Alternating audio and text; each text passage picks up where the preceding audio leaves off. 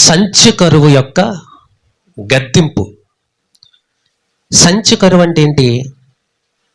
సంచి కరువు అంటే ఎవరు అని మనకు తెలియాలంటే మనం చరిత్రలోకి వెళ్ళి ఒక విషయాన్ని తెలుసుకున్న తర్వాత అదేంటో మనకు అర్థమవుతుంది.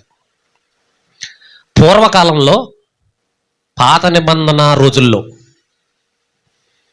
బానిసల సంత అనేది ఒకటి ఉండేది. అప్పుడు బానిసల సంత అంటే ఆ సంతలో ఏమి దొరికితే బానిసలు దొరుకుతారు, దాసులు. అంటే ఈ రోజుల్లో పశువుల మార్కెట్లు, పశువుల సంతలు ఉన్నాయి. అంబాజీపేటలో ప్రతి బుధవారం అక్కడ పశువులు దొరుకుతాయి. గేదెలు, ఎడ్లు, ఆవులు, గొర్రెలు, మేకలు, ఏవి కావాలి తయ్యి. నా చిన్నతనంలో మా నాన్న అక్కడికే గేదెల్ని, ఎడ్లను కొనుక్కొచ్చేవాడు. అక్కడే అమ్మేవాడు. అంటే అదేం సంతది? పశువుల సంత. ఎప్పటికీ కూడా ఉంటాయి పశువుల సంతలు. అయితే ఇప్పుడు బానిసల సంతలు ఉన్నాయా? బానిసలు వెట్టి సేకరి చేయించుకోవడానికి మనకి ఒక మనిషి కావాలంటే, మనకి పాలు కావాలంటే ఒక గేదె కావాలి, పొలం దున్నాలి అని అంటే ఒక ఎద్దు కావాలి. వాటికి సంబంధించిన సంతలు ఇప్పుడు ఉన్నాయి. మరి మన ఇంట్లో వెట్టి సేకరి చేయాలంటే, మన పొలంలో ఉన్న మన పశువులకు గడ్డి కోసి వాటిని మేపాలి అని అంటే ఒక బానిస కావాలి. ఈ బానిసలు దొరికే ఒక సంత ఈరోజు ఉందా? లేదు. కానీ ఒకానొక టైంలో ఉంది. పూర్వకాలంలో బానిసల సంతలు, బానిసల మార్కెట్లు ఉండేవి. ఒక బానిస కావాలంటే అక్కడికి వెళ్ళి కొంత వెలచి కొనుక్కునేవారు. కొనుక్కుని ఆ బానిసకి చెవికి ఒక గుర్తేసేవారు. మనకి గేదెలకి, ఆవులకి చెవులకి గుర్తులేస్తారు కదా, టీకాలు వేసినప్పుడు ఒక గుర్తేస్తారు. ఇది పలానా వైద్యం చేయబడిన ఆవు, పలానా వైద్యం చేయబడిన గేదె అని ఒక చెవికి ఒక గుర్తు అనేది వేస్తారు. ఆ రోజుల్లో కూడా ఈ బానిస ఒకవేళ ఎక్కడికైనా పారిపోతాడేమో, నా పని చేయకుండా నేను ఎంతో డబ్బిచ్చి, ఎంతో బంగారం ఇచ్చి, వెండిచ్చి కొనుక్కున్నాను, నేను నా బానిస ఎక్కడికైనా పారిపోతాడేమో, లేకపోతే ఎవరైనా మరలా ఎత్తుకుపోతారేమో, తీసుకుపోతారేమో అని చెప్పి అతని చెవికి ఒక గుర్తేసేవారు. అంటే ఎక్కడికి వెళ్ళినా ఆ గుర్తును బట్టి ఇదిగో పలానా వాడి బానిసెత్తను. ఇప్పుడు నా ఫోన్ ఉంది, నా ఫోను ఎక్కడైనా పడేసానంటే, ఎక్కడైనా విడిచిపెట్టేసానంటే ఈ ఫోన్ నాదని ఎలా తెలుస్తుంది? ఇది ఓపెన్ చేయగానే నా ప్రొఫైల్ ఉంటుంది మీద, అవునా? నా ప్రొఫైల్ ఉంటుంది, నా నెంబర్ ఉంటుంది, నా ఫొటోస్ ఎక్కువ ఉంటాయి. ఫోన్ ఆన్ చేయగానే అన్ని నాకు సంబంధించిన డీటెయిల్సే ఉంటాయి ఇందులో, అవునా? కాబట్టి ఇది పలానా వాడి ఫోన్ అని ఈజీగా తెలుసుకుని, మరి నీ ఫోను పలానా చోట పడేసుకున్నవరా అని పట్టుకొచ్చి ఇచ్చేస్తారు. మరి ఆ రోజుల్లో ఒక బానిస తప్పిపోతే, లేకపోతే ఎవరైనా ఆ బానిసను కిడ్నాప్ చేస్తే, ఈ బానిస ఎక్కడైనా కనబడితే ఈ బానిస పలానా యజమానుడి యొక్క బానిస అని తెలియాలంటే ఈ గుర్తు బట్టి కనిపెడతారు. ఆ రోజుల్లో నిజంగా బానిసల సంతలు ఉండేయా? బానిసల సంతలు, బానిసల బ్రతుకులు ఉండేయంటే ఉన్నాయి. బైబిల్ ఖచ్చితంగా చెబుతుంది. మనకు తెలుసు ఆది కాండంలో యోసేపు గారి చరిత్ర, అవునా? యోసేపు గారిని అమ్మేసింది ఎవరు? సొంత అన్నలే యోసేపు గారిని అమ్మేశారు. అవును, యోసేపు గారిని అమ్మేస్తే అమ్మేటివేంటి వీళ్ళు, కొనేవాళ్ళు కొనడం ఏంటి? ఇప్పుడు మన సెంటర్లోకి వెళ్ళి అక్కడ ఏ వస్తువులు పెట్టినా సరే ఆ దారంట వెళ్ళేవాళ్ళు, కారులో వెళ్ళేవాళ్ళు కానీ, బండ్ల మీద వెళ్ళేవాళ్ళు కానీ, ఆటోలో వెళ్ళేవాళ్ళు కానీ ఆగి ఆ వస్తువును కొనుక్కుని వెళ్తారు. అలా కాకుండా ఆ వస్తువు ప్లేస్లో ఒక మనిషిని పెట్టి వచ్చి వాళ్ళని ఆపి, ఇదిగో ఈ మనిషిని అమ్మేస్తున్నాం మేము, ఈ మనిషిని, ఈ అబ్బాయిని అమ్మేస్తాం, ఈ అమ్మాయిని అమ్మేస్తాం, ఇంత ఇవ్వండి అని అంటే ఎవరైనా కొంటారు? ఇప్పుడు ఎవరు కొనరు. ఒకవేళ ఆగితే ఏంటి, ఎందుకు ఆపవంటే ఈ అబ్బాయిని అమ్మేస్తున్నామంటే, అబ్బాయిని అమ్మటం ఏంటి? బుద్ధి ధ్యానం లేదా నీకు? తెలీదా? అబ్బాయిని అమ్మటం ఏంటి? ఇది ఏమన్నా మనుషుల మార్కెట్ ఇదేంటి? ఏం చేస్తున్నావు నువ్వు అని అడుగుతారు. అంటే ఇప్పుడు అలాంటి ప్రయత్నాలు చేస్తే ఎవరో దీన్ని నమ్మరు. కానీ ఆ రోజుల్లో ఈ యోసేపు గారి అన్నలు ఇస్మాయేలీలు వస్తుంటే వాళ్ళకి వీళ్ళు అమ్మేశారు అని అంటే, వాళ్ళు కొనేశారంటే అర్థం ఏంటి? అప్పుల్లో అమ్మడం అనేది, కొనడం అనేది ఆనవాయితీగా ఉంది. మనుషులు నమ్మడం, కొనడం కూడా. ధర్మశాస్త్రంలో కూడా దేవుడు ఒక మాట అంటాడు, ఎవరి మనిషి అయినా, ఎవరి దాసుడైనా, ఎవరి పని మనిషి అయినా తప్పిపోయి మీకు దొరికితే వారికి వెంటనే ఇచ్చేయండి అని అంటాడు. అంతేకాకుండా ఒక మనిషిని మీరు దొంగిలించి అమ్మకూడదు అని బైబిల్లో రాసింది. అంటే నాకు తెలిసి నా చిన్న వయసులో అంతకు మించి ఇంకా వెనక్కి వెళ్ళిపోతే పొలాల్లో కట్టేసిన పశువులను దొంగతనంగా దొంగిలించి సంత మార్కెట్లకు తీసుకెళ్ళి అమ్మేసుకునేవారంట. అవునా? అంటే పొలాల్లో కట్టేసిన పశువులను, ఎడ్లను, గేదెలను వీటిని చాలా సునాయితంగా రాత్రే జంప్ చేసేసి రాత్రి తప్పించేసి తెల్లారేటప్పటికి అమ్మేసేవారు, ఏదో రూపాయికో పాపాయికో. ఇప్పుడు ఈ రోజుల్లో ఎలాగైతే అమ్మేస్తున్నారో ఆ రోజుల్లో మనుషులను కిడ్నాప్ చేసి వేరే ఊరికి తీసుకెళ్ళి అక్కడ అమ్మేసేవారంట. అంటే ఇక్కడ దొంగతనం చేసిన మనిషిని ఈ చుట్టుపక్కల అమ్మితే తెలిసిపోద్ది కదా అని ఇక్కడ అమ్మేసిన ఆ మనిషిని వేరొక ఊరికి తీసిపోయి అక్కడ సంతలో పెట్టి అమ్మేసేవారు. అందుకని దేవుడు ధర్మశాస్త్రంలో ఏమన్నాడంటే, మీరు దాసులను, ఇతర మనుషులను దొంగిలింపకూడదు, నీ పొరుగు వానిది ఏది ఆశింపకూడదు అంటే అన్న దాంట్లో ఏముందో తెలుసా? మనుషులను కూడా మీరు దొంగిలించకూడదు. అంటే దేవుడు ధర్మశాస్త్రంలో ఎందుకు చెప్తున్నాడు అలాగనంటే, ఆ రోజుల్లో ఏముందని అర్థమవుతుంది మనకి? బానిసల సంతలు ఉన్నాయి, బానిసలు దొరికే ఒక చోటు ఉంది. అక్కడికి వచ్చే బానిసలన్నీ ఎవరు వాళ్ళు అనంటే, వాళ్లకు ఎక్కడో దొరికిన వారు లేదా కొట్టేసిన వారు. ఆ బానిసలు ఎవరు? దొరికి ఉండొచ్చు, లేకపోతే వీళ్ళే కొట్టేయచ్చు. ఏదో విధంగా ఆ బానిసలను అక్కడికి ఆ సంత మార్కెట్లో తీసుకొచ్చి అమ్మేసేవారు. ఆ కాస్త సేపు ఆ అమ్మేదాకా ఆ బానిసకి యజమానుడు ఎవరు? మీ ఓడే. ఆ యజమానుడు ఎవరు?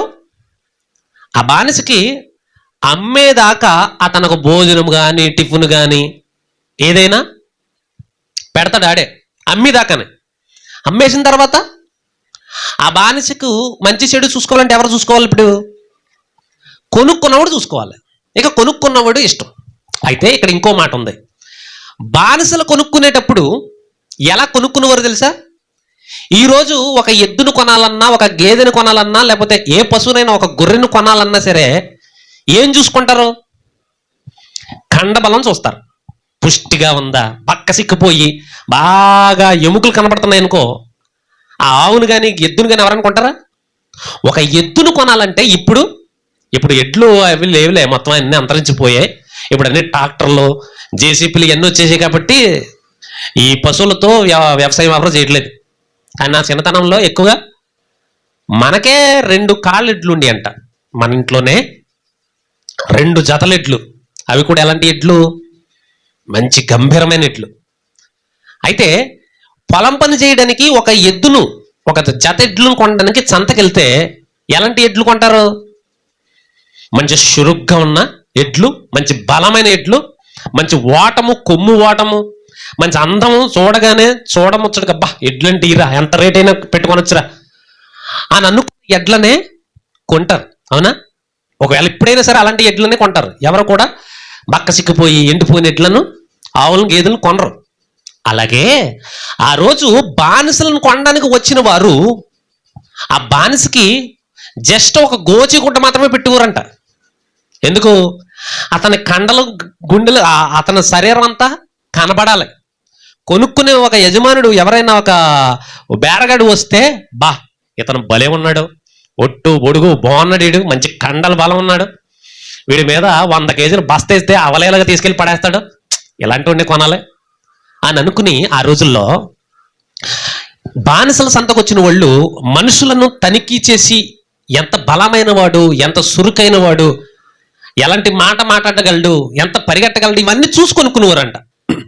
అంటే ఈరోజు ఈ పశువుల సంత ఎలాగో ఆ రోజు బానిసల సంత అలాంటిది.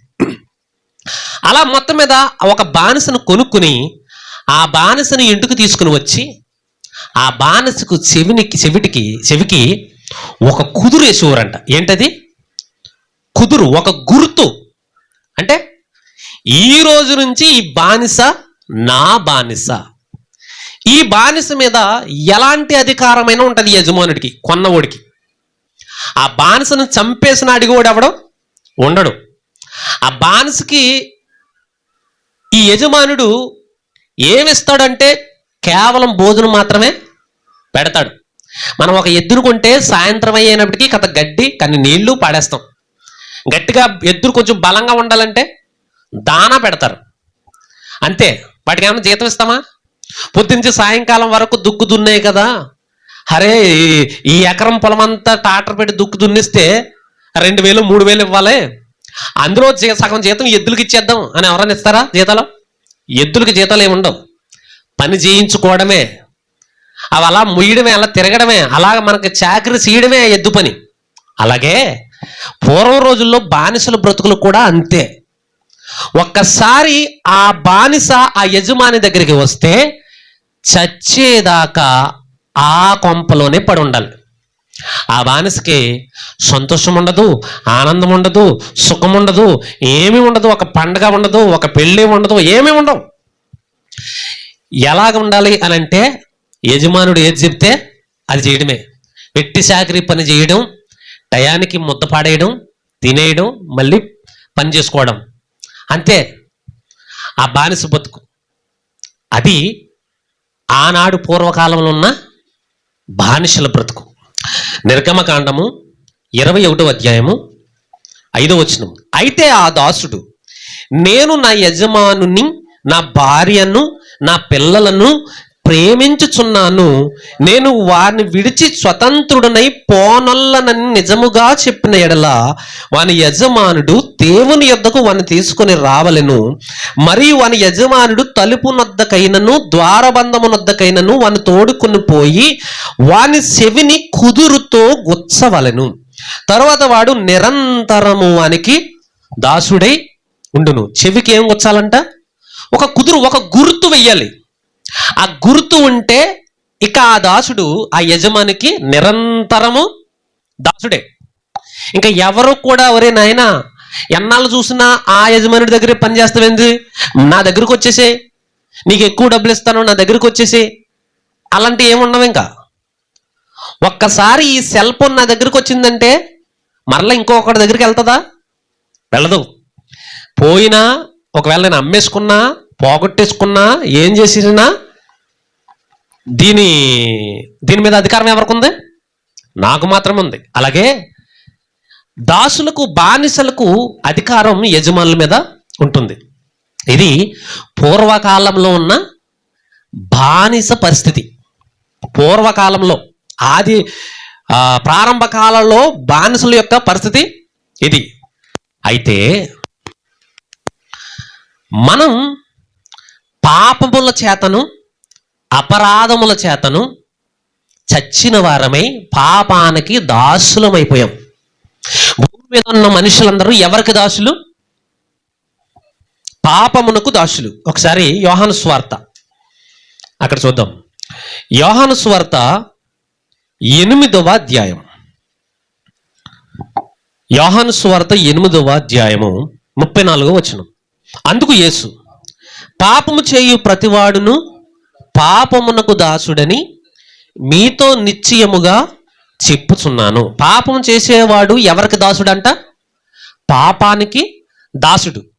ఇప్పుడు ఇందాక మనం చెప్పుకున్నట్లుగా ఒక దాసుడు, ఒక బానిస అమ్ముడయ్యేంత వరకు, అతను ఎవరో ఒకరు కొనేంత వరకు ఆ సంతలో ఎవరికి బానిసగా ఉంటాడో,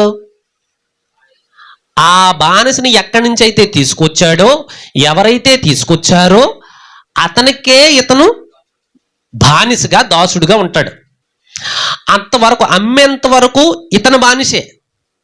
ఒక బేరం వచ్చిన తర్వాత, ఒక వ్యాపారస్తుడు వచ్చిన తర్వాత, ఏవయ్యా ఇతన్ని ఎంతకు అమ్ముతావు ఏంటి అన్నప్పుడు, మా బానిసనా, ఇంకో ఆ 1,00,000 రూపాయలు అన్నాడు అనుకో. ఆ 1,00,000 రూపాయలు ఎందుకే బాబు, అంత ఏం గిట్టదు కానీ ఒక 50,000 తీసుకో అన్నాడు అనుకో. అబ్బే మినిమం 70,000 అన్నాడు అనుకో. అంటే అక్కడ బేరాలు జరుగుతూ ఉంటాయి. అర్థమవుతుంది మీకు? ఆ బేరాలు జరిగి బేరం కంప్లీట్ అయ్యి డబ్బు ఇచ్చేంత వరకు కూడా ఈ బానిస ఎవరి బానిస? యువతల వాడి బానిస. తీసుకొచ్చిన వాడి మొదటి వాడి బానిసే. అమ్మేసి డబ్బు ఇచ్చేసి సరిపెట్టేసిన తర్వాత ఇప్పుడు అవతల బానిస. యువతల వాడి బానిస కాదు. అర్థమవుతుందా మీకు? రైట్. అయితే కొన్ని సందర్భాల్లో ఏం జరుగుతుందో తెలుసా? అవతల వాడు వచ్చి ఈ బానిసను కొనుక్కుని ముందు ఏం చేస్తారో తెలుసా? ఇదిగో నా దగ్గర ఈ అమౌంట్ ఉంది, ఇది నీ దగ్గర ఉంచు, మిగిలింది నేను పట్టుకొస్తాను. ఏం చేస్తాడు? మిగిలింది నేను పట్టుకొచ్చేంత వరకు ఇది అడ్వాన్స్గా ఉంచు అంటాడు. భయానా అంటారు. ఇదివరకు కూడా, మళ్ళీ చెప్తాను, ఇదివరకు కూడా మా పొలాల్లో ఎవరైనా గేదెలు కానీ ఆవులు కానీ కొంటే ముందుగా వచ్చి చూసుకుని బజానా ఇచ్చేసి వెళ్ళిపోయేవారు. 150 ఇచ్చేసి వెళ్ళిపోయేవారు. ఆ 150 ఇచ్చేసామంటే, ఇప్పుడు ఇచ్చారంటే, ఇప్పుడు ఆ పశువు ఎవరి సొత్తు? ఆ 100 ఇచ్చినోడు సొత్తే. ఇప్పుడు మనం అమ్మడానికి లేదు, ఇంకో 10 రెట్లు ఎగస్ట్ ఇచ్చినా సరే అమ్మడానికి లేదు. ఒక్కసారి మాటలు అయిపోయాయి. అతను అడ్వాన్స్ ఇచ్చేసాడు, భజన ఇచ్చేసాడు. ఇప్పుడు మళ్ళీ అమ్మడానికి లేదు. ఇంకా ఇది అతను సొత్తే. అయితే అతను సొత్తును అతను వచ్చేంత వరకు మనం చూడాలి. ఇదెందుకు చెప్పాను అని అంటే, పాపమునకు పాపము చేయవారందరూ ఎవరు? పాపానికి దాసులు. అంటే పాపానికి దాసులు అంటే పాపము చేయించేది ఎవరు? పాపం చేయించేది ఎవరు? అపవాదిగాడు. అంటే అపవాదిగాడికి దాసులం. అంటే భూమి మీద ఉన్న మనుషులందరూ ఎవరు దాసులు? ప్రారంభంలో అపవాదిగాడికి దాసులు. నీతిమంతుడు లేడు, ఒక్కడు కూడా లేడు. అందరూ పనికి మాలిన వారే, అందరూ దాసులే. ఎవరికి దాసులు? అపవాదిగాడికి దాసులు. అపవాదిగాడి దగ్గర వీళ్ళు పాపం చేస్తూ ఉన్నారు కాబట్టి ఆ పాపం గాడికి దాసులు వీళ్ళు. అలా ఈ అపవాదిగాడు మనుషులందరినీ తన గుప్పెట్లో పెట్టుకుని వాడికి ఎలా దాసులయ్యారు? ఇప్పుడు నేను మరలా ప్రశ్న ఎత్తాను. అపవాదిగాడికి దాసులు, ఈ భూమి మీద ఉన్న మనుషులు అపవాదిగాడికి దాసులు ఎలాగయ్యారు? అపవాదిగాడు ఎక్కడి నుంచి సంపాదించుకున్నాడు ఈ దాసుల్ని? అంటే దేవుని పిల్లలని, దేవుని పోలికగా పుట్టిన దేవుని పిల్లలని మాయ చేసి మంత్రమేసి ఆయన దగ్గర కొట్టేసి ఎత్తుకుపోయాడు. ఇందాక చెప్పాను కదా, దాసులను దొంగతనం చేసే వ్యవస్థ ఆ రోజుల్లో ఉండిది. ఇప్పుడు భూమి మీద ఉన్న మనుషులందరినీ అపవాదిగాడు కూడా ఎలా దొంగతనం చేశాడు? ఎలాగా తన వైపు లాగేసుకున్నాడు? మాయ మాటల చేత మొట్టమొదటిగా ఎవరిని దొంగతనం చేశాడు? అవ్వమ్మను దొంగతనం చేశాడు. తర్వాత ఆదాము దొంగతనం చేయబడ్డాడు. అంతకు ముందు వరకు కూడా అవ్వ ఆదాములు తండ్రి అయిన దేవుడు ప్రతి సల్లపూట ఏదైనా తోటలకు వచ్చి అవ్వ ఆదాము అని పిలవకుండానే ఎదురు పరిగెత్తుకెళ్ళేవారు, పిలవకుండానే. కానీ వీడు దొంగతనం చేసిన తర్వాత ఆదాము ఎక్కడ, ఆదాము ఎక్కడ అంటే బయటికి రాలేకపోయాడు ఆదాము. ఎందుకు? బంధింపబడ్డాడు. ఎవరి చేతుల్లో? అపవాదిగాడి గుప్పెట్లో బంధింపబడ్డాడు. బయటికి రాలేని పరిస్థితిలో ఉన్నాడు. ఎందుకు రాలేకపోతున్నావు అని అంటే, ప్రభువా నేను దిగంబరిని అన్నాడు. నీకు దిగంబరని చెప్పింది ఎవడరా అని అంటే అపవాదిగాడని తేలింది. అప్పుడు దేవుడు అపవాదిగాడిని శపించాడు.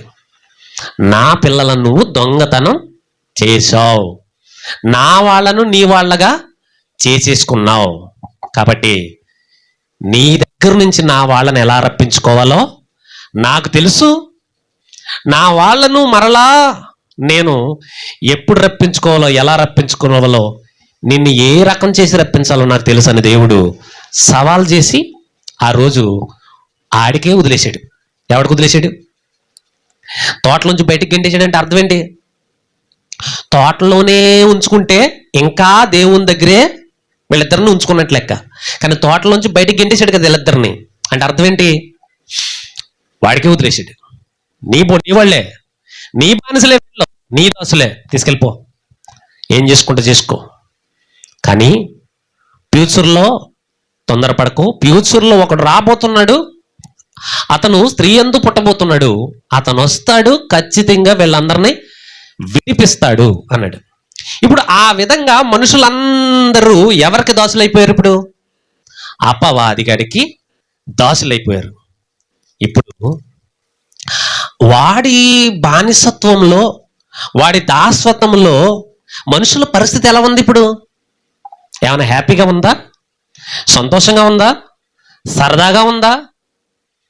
వాడి బానిసత్వంలో ఉన్నంతకాలం, వాడి బానిసత్వంలో ఉన్నంతసేపు మనుషులకు సంతోషం అనేది ఉండదు. అయితే అంతేకాకుండా మనుషులు వాడి దగ్గర ఉన్నప్పుడు చనిపోయారు. వీళ్ళంతా ఏమైనా చచ్చిపోయారు, మహిమ కోల్పోయారు. అపవాదిగాడు సమస్తమును కోల్పోబెట్టి, సమస్తం పోగొట్టి వాడి దగ్గర ఉన్నాడు. మనుషుల యొక్క మహిమను, మనుషుల యొక్క దేవత్వమును, దేవుని పోలికను సమస్తమును పోగొట్టి వాళ్ళని దిగంబరులుగా చేశాడు. ఏం చేశాడు అపవాదిగాడు? వాళ్ళని దిగంబరులుగా చేసి వాడికి బానిసలుగా చేసుకుని వాళ్ళ చేత విపరీతమైన పనులు, పాపపు పనులు, భయంకరమైన పనులు, దరిద్రమైన పనులు, నిష్కృష్టమైన పనులన్నీ చేయించి వాళ్ళను ఎలా పడితే అలా వాడుకుంటున్నాడు. వాళ్ళు వాడి చేతుల్లో మగ్గిపోతున్నారు, భయంకరమైన చచ్చిపోతున్నారు. చచ్చిపోయిన వాళ్ళంతా నరకానికి వెళ్ళిపోతున్నారు. మరి ఇలాంటి పరిస్థితుల్లో దేవుడు ఏం చేయాలి? అయ్యో, నేను కలిగించుకున్న నా పిల్లలందరూ, నేను పుట్టించిన పిల్లలందరూ ఇలా వెళ్ళిపోతున్నారు, ఇలా నాశనం అయిపోతున్నారు, వీడి బానిసత్వంలో మగ్గిపోతున్నారు. ఏం చేయాలి? ఎలాగైనా సరే వీళ్ళని రక్షించాలంటే ముందు ఏం చేయాలి? వీళ్ళని ముందేం చేయాలి? విడిపించాలి. ఏం చేయాలి? ఒక యజమానుడి దగ్గర ఒక బానిస ఉన్నాడు. ఆ బానిస పాపం చాలా చిత్రహింసలు పడుతున్నాడు. అతన్ని రక్షించాలి, మనం అతన్ని కాపాడాలి. అతన్ని కాపాడాలంటే ఏం చేయాలి? మనం ముందు అతన్ని విడిపించాలి. వెళ్ళి, ఏంటయ్యా అతను అడిగిన అలా తినేస్తావేంటి? అతని దగ్గర ఏముంది? గుప్పుడు కండ కూడా లేదు. ఎందుకు అతనికి అంత 100 కేజీలు 200 కేజీలు మూటలు ఎత్తుతావేంటి? ఎందుకంత చంపేస్తున్నావేంటి అతను? నా బానిసరా, నా ఇష్టం, నువ్వెవడవరా అని అంటే, అతను మేము అలా చేస్తుంటే మేము చూడలేకపోతే అతను కట్టవలసిన డబ్బు, అతనికి నేను పెట్టిన పెట్టుబడి, ఆ డబ్బు ఇచ్చేసేసి తీసుకెళ్ళిపోయి నువ్వు అవసరమైతే అందలం ఎక్కించుకో, నువ్వు పల్లకి ఎక్కించు, నూరించుకో, నాకు కావాల్సిన నా డబ్బు ఇచ్చేయి అని అంటాడు. ఇప్పుడు అవునా? ఇప్పుడు ఒక బానిసను ఒక పనికిమాలిన యజమానుడి దగ్గర నుంచి విడిపించాలంటే ఏం కావాలి? ఇప్పుడు డబ్బు కావాలి, అంతేనా? పనికిమాలిన యజమానుడు ఎవరు? భూమి మీద ఉన్న మనుషులందరికీ ఎవరు? అపవాదిగాడు. వీడు యజమానుడే. ఈ యజమానుడే. వీడు పనికి మాలిన వాడు. అలాంటి వాడి చేతుల్లోంచి వీళ్ళని రక్షించాలి, దేవుని మనుషులందరిని రక్షించాలి అని అంటే ముందు దేవుడు వాళ్ళని విడిపించాలి. విడిపించాలంటే ఏం కావాలి? డబ్బు కావాలి. విడిపించుటకు ధనం కావాలి. క్రయధనము అంటారు దాన్ని. ఏంటి? కొనడానికి ఏం కావాలి? ఇప్పుడు క్రయధనము కావాలి. క్రయము, విక్రయము అంటారు. విక్రయం అంటే అమ్మడం, క్రయం అంటే చెప్పండి కొనడం. ఇప్పుడు దేవునికి ఏ ధనం కావాలి? ఇప్పుడు క్రయధనము కావాలి. కొనడానికి డబ్బు కావాలి. వాళ్ళు విడిపించాలంటే ముందు డబ్బు కావాలి. అందుకోసం దేవుడు ఆ దుష్టుడైన దుర్మార్గుడైన యజమానుడి దగ్గరికి వెళ్ళి, నాకు ఈ బానిసలు నాకు కావాలి అన్నాడు. ఆ బానిసలు ఎవరు బానిసలు? అపవాదిగాడి బానిసలు. అసలు ప్రారంభంలో ఎవరి మనుషులలో? దేవుని మనుషులు. దేవుని మనుషులను తిరిగి ఆయన మరలా దక్కించుకోవడానికి వాళ్ళని కొనుక్కోవలసిన అవసరత ఏర్పడింది. ఎవరికి? దేవునికి. అలా కొనుక్కోవడానికి వెళితే వాడి ఖరీదు కట్టాడు. ఏం ఖరీదు? వాడు ఎంత ఖరీదు కట్టాడు? వీళ్ళు పాపం చేసి నా దగ్గర బానిసలు, ఈ పాపం చేసిన వాళ్ళని విడిపించాలంటే పాపానికి జీతం కట్టాలి. ఏం కట్టాలి? పాపానికి రుసుము కట్టాలి, పాపానికి జీతం కట్టాలి. పాపంలో ఉన్న వాళ్ళని విడిపించాలంటే వీళ్ళు చేసిన పాపానికి ప్రతిఫలం కట్టి నువ్వు తీసుకెళ్ళు. పాపానికి ప్రతిఫలం ఏంటి? చెప్పండి. మరణం. పాపానికి జీతం మరణం. కాబట్టి ఎవరూ కట్టలేనంత సొమ్ము, ఎవరూ ఇవ్వలేనంత క్రయధనము దేవుడు యేసుక్రీస్తు వారు తన రక్తాన్ని ధారబోచి కొన్నాడు. ఇప్పుడు ఏం చేశాడు? ఒకసారి అపోస్తుల కార్యాలు 20వ అధ్యాయము, భూమి మీద ఉన్న మనుషులందరినీ ఏం చేశాడు? 20వ అధ్యాయము 28వ వచనం. అపోస్తుల కార్యాలు 20వ అధ్యాయము 28వ వచనం. దేవుడు తన స్వరక్తమిచ్చి సంపాదించిన తన సంఘము అన్నాడు. ఇక్కడ స్వరక్తమిచ్చి అంటే ఈ బానిసలను, అపవాది చేతుల్లో నలిగిపోతున్న దాసులమైన ఈ భూమి మీద ఉన్న మనుషులందరూ సంపాదించుకోవడానికి ఏం పెట్టాడు? ఈయన క్రయధనముగా ఏం పెట్టాడు? తన స్వరక్తాన్ని పెట్టేశాడు. తన స్వరక్తాన్ని కార్చాడు. తన ప్రాణం పెట్టి భూమి మీద ఉన్న మనుషులను, ఈ దాసులుగా ఉన్న అపవాదికి దాసులుగా ఉన్న ఈ మనుషులను కొన్నాడు. అలా కొనబడిన వారే ఈరోజు ఎవరల్లో? క్రైస్తవులు. ఎవరు? క్రైస్తవులు.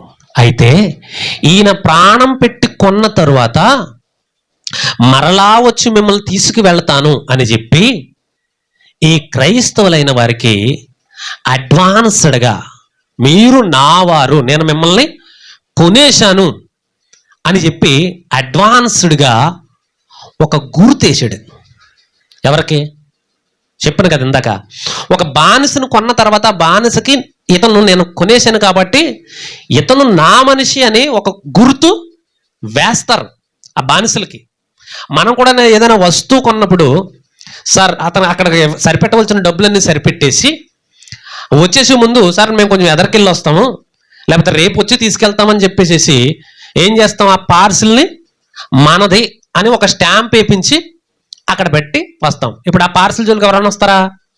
ఎవరు రారు. ఒకవేళ వచ్చి చూసినా ఓహో ఇది పలానతుందా అని ఆ గుర్తు ఉంటుంది కాబట్టి, ఆ స్టాంపింగ్ ఉంటుంది కాబట్టి ఇంకా దాని జోలికి ఎవరు రారు.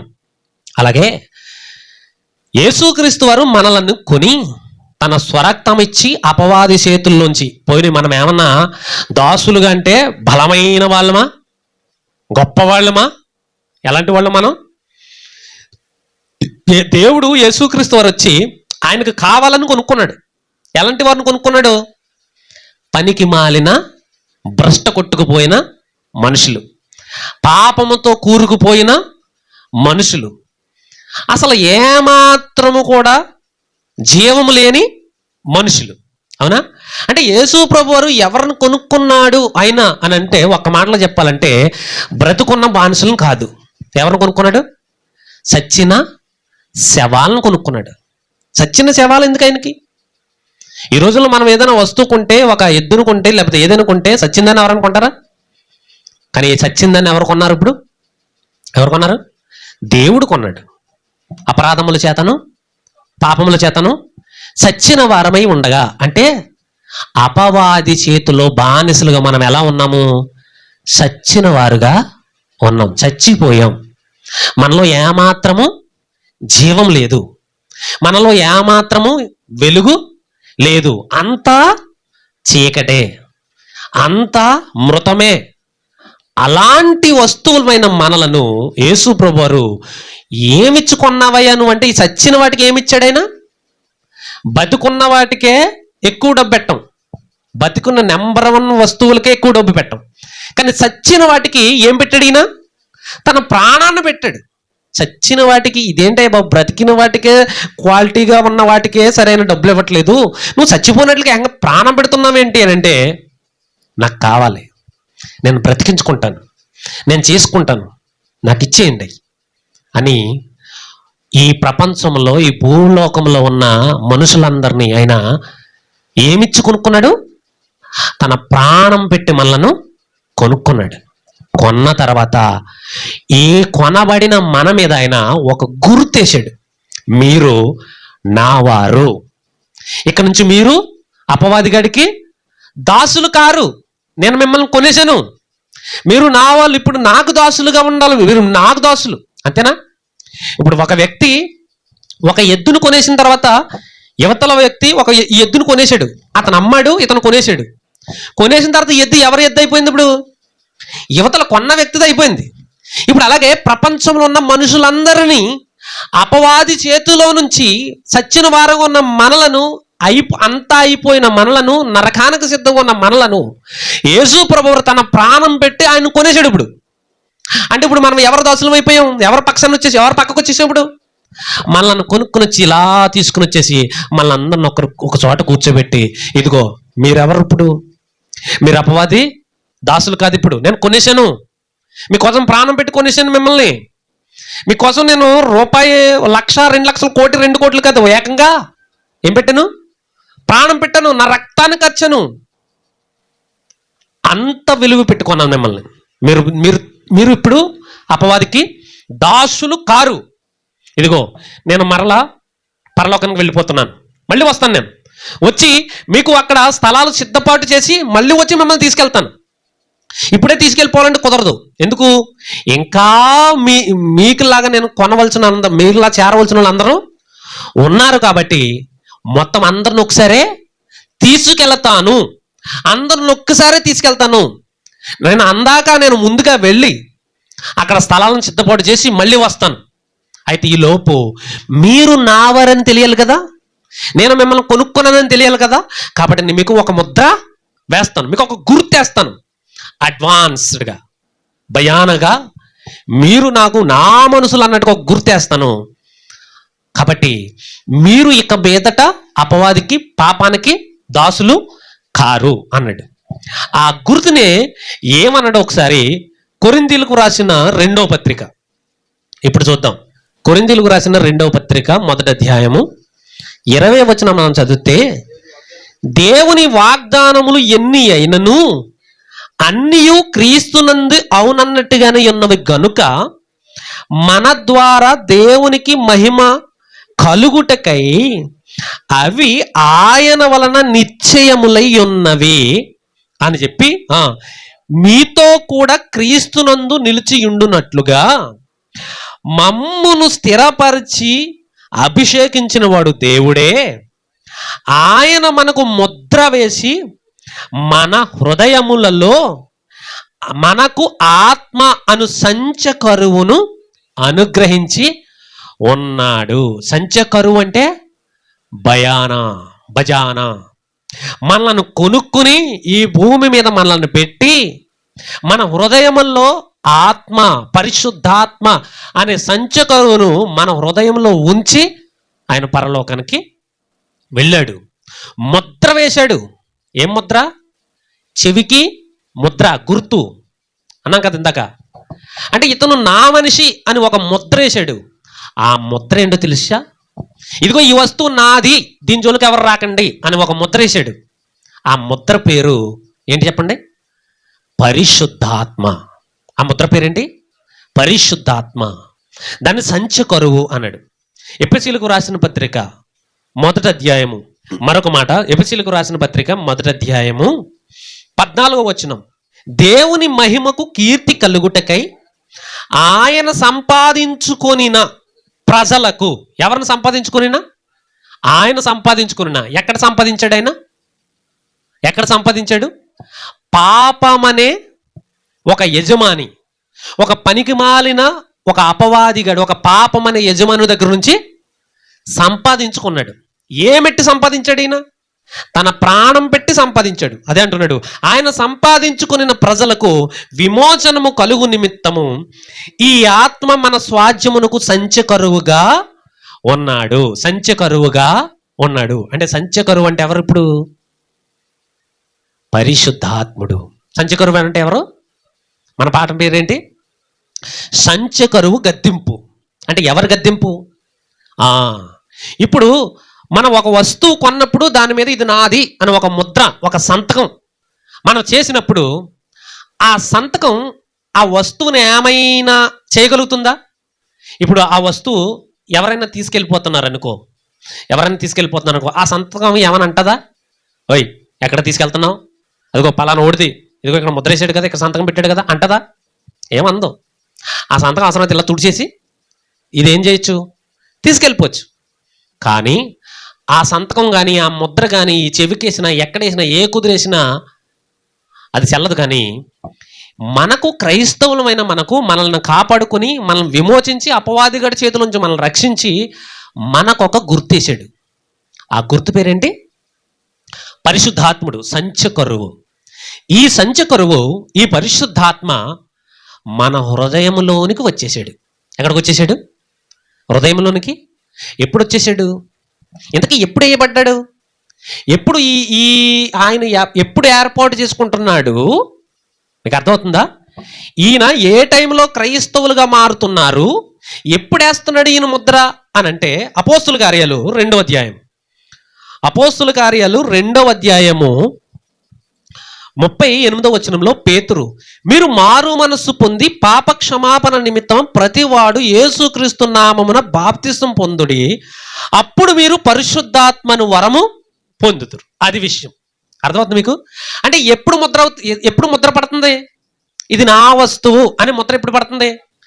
ఎవరైతే, ఎప్పుడైతే బాప్తిస్మం తీసుకోవడానికి నీటిలోనికి దిగుతున్నారో, ఎప్పుడైతే ఒక పాస్టర్, ఒక సేవకుడు ఒక మనిషికి బాప్తిసం ఇస్తున్నాడో, బాప్తిసం ఇచ్చి అలా ముంచి అలా పైకి లేపగానే ఒక ముద్ర వచ్చేస్తుంది. అర్థమవుతుందా? ముంచి లేవగానే ఏం పడిపోతుంది? ఇప్పుడు మనకేమైనా కనపడుతుందా ముద్ర? నేను బాప్తిసం తీసుకుని లేవగానే నాకు ఏ ముద్ర కనపడలేదు.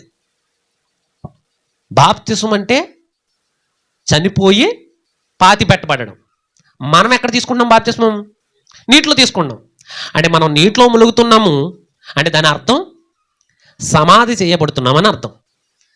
మరలా లేస్తున్నాము అంటే అర్థం క్రొత్త జన్మ, మళ్ళీ పుడుతున్నాము అని అర్థం. ఈ క్రొత్త జన్మ మళ్ళీ అలా లేవగానే ఒక ముద్ర వచ్చి పడుతుంది. మనకు తెలియకుండా ఆత్మ విషయంలో, ఆత్మ పరంగా ఒక ముద్ర. ఆ ముద్ర ఏంటది? పరిశుద్ధాత్ముడు. అలా మనం లేవగానే టింగ్ అని వచ్చి మన హృదయంలోకి వచ్చేస్తున్నాడు.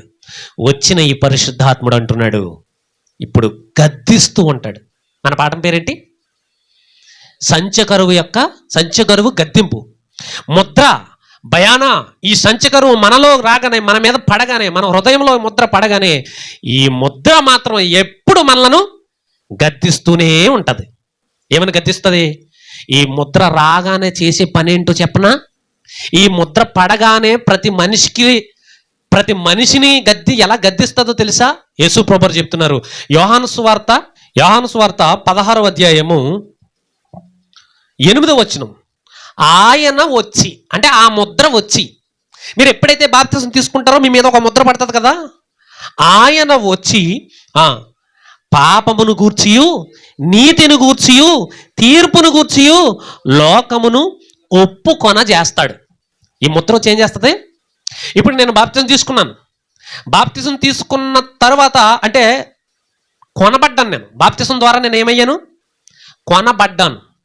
కొనుక్కున్న నన్ను, శవంగా పాపముల చేత అపరాధులు చచ్చిన నన్ను సమాధి చేసేసి మరలా నూతనంగా పుట్టించుకున్నాడు ఈయన. ఎందుకు? కొనుక్కున్నవాడికి పాతదొద్దు. ఎవరికి? ఇప్పుడు ఎవరు కొనుక్కున్నారు మనల్ని? ఎవరు కొనుక్కున్నారు? యేసుక్రీస్తు వారు కొనుక్కున్నారు. ఏం పెట్టి? ప్రాణం పెట్టి. అలా కొనుక్కుంటున్న వాడిని పాతది దులిపి పడేయాలి. ఆయన ఎందుకు కొనుక్కున్నాడు? ఒక పాత వస్తువు ఎందుకు కొనుక్కున్నాడు? పాత వస్తువు కానీ వాడుకోవడానిక కాదు. దాన్ని రిపేర్ చేసి కొత్తదిగా చేసి, అరే ఎక్కడ కొన్నావు నువ్వు? ఎప్పుడు కొన్నావు ఈ వస్తువు? ఏంటి ఎక్కడా ఉండే వస్తువు కాదు, ఇది చాలా మోడల్గా ఉంది. ఇంతకీ ఎక్కడ కొన్నాడు ఆ బండి? ఎక్కడ కొన్నాడు వస్తువు? ఇక్కడే కొన్నాడు. కానీ ఎలా తయారు చేసాడు? New model.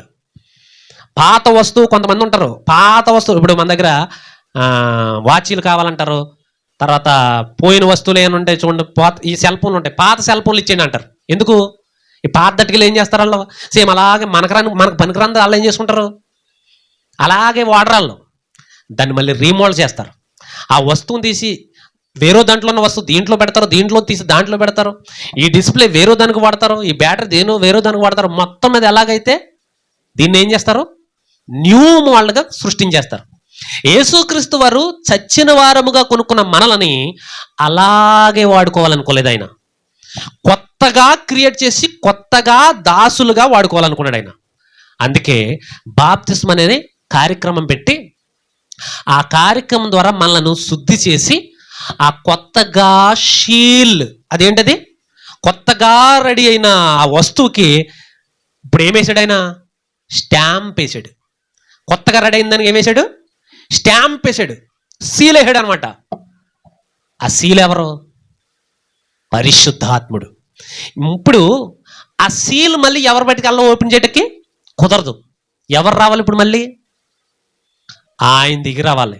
అప్పటి వరకు దాని జోలికి, ఆ పార్సల్ జోలికి, ఆ వస్తువు జోలికి ఎవరు రాకుండా ఈ సీల్ కాపాడుతూ ఉండాలి, ఈ ముద్ర కాపాడుతూ ఉండాలి. ఆ వస్తువు దగ్గరికి ఎవరైనా వస్తే, ఏయ్ ఎక్కడికి వస్తున్నావు, ముద్ర చూసావా, ఎవరిదో ఈ ముద్ర, దీన్ని ఎత్తుకుపోదామని అనుకుంటున్నావా, అసలు నువ్వు ఈ పక్కకు వస్తావా నువ్వు అని ఆ ముద్ర పదే పదే చూపిస్తూ ఉంటుంది. అంటే క్రైస్తవులైన మనకు బాప్తిసం తీసుకోగానే ముద్ర పడింది. ఈ ముద్ర ఏం చేస్తుందంట, మన మీద పడిన, మనలోనికి వచ్చిన ఈ పరిశుద్ధాత్ముడు, ఈ సంచకరువు పాపములను, తీర్పును ఒప్పుకొన చేస్తాడంట. ఎలా ఒప్పుకొన చేస్తాడు, ఎలా ఒప్పుకొన చేస్తాడు? ఇప్పుడు ఒక ఖైదీ ఉన్నాడు, ఒక దొంగ ఉన్నాడు, వాడు డబ్బులు కొట్టేశాడు, పోలీసులు తీసుకెళ్తారండి. వాడి చేత నిజం ఎలా ఎక్కిస్తారు, ఎలా ఎక్కిస్తారు నిజం? వారు ఎంత తీసో చెప్పరా అంటారు. ఎంత తీసో చెప్పు. అబ్బాయి నేను తీయలేదంటే ఒక్కడ పీకుతారు పట్టుకుని. చెబుతావా చెప్పవా అంటే మొత్తం మీద ఏమని చెప్తాడు, సార్ తీసాను సార్, పలానా చోట 10,000 తీశాను, పలానా చోట 20,000 తీశాను అని ఒప్పుకుంటాడు. అప్పుడు ఎలా ఒప్పించారండి, 4 తగిలించి ఒప్పించారు.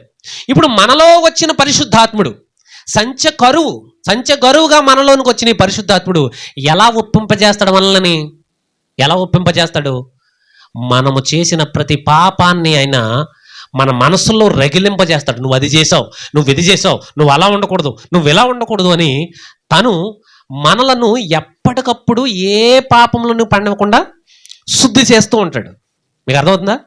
ఏం చేశాడంటే ఆయన వచ్చి పాపమును గూర్చి, నీతిని గూర్చి, తీర్పును గూర్చి లోకమును ఒప్పుకొన చేయును. లోకమును ఏం చేస్తాడంట, ఒప్పుకునేలా చేస్తాడంట, కప్పుకునేలాగా చెయ్యడు.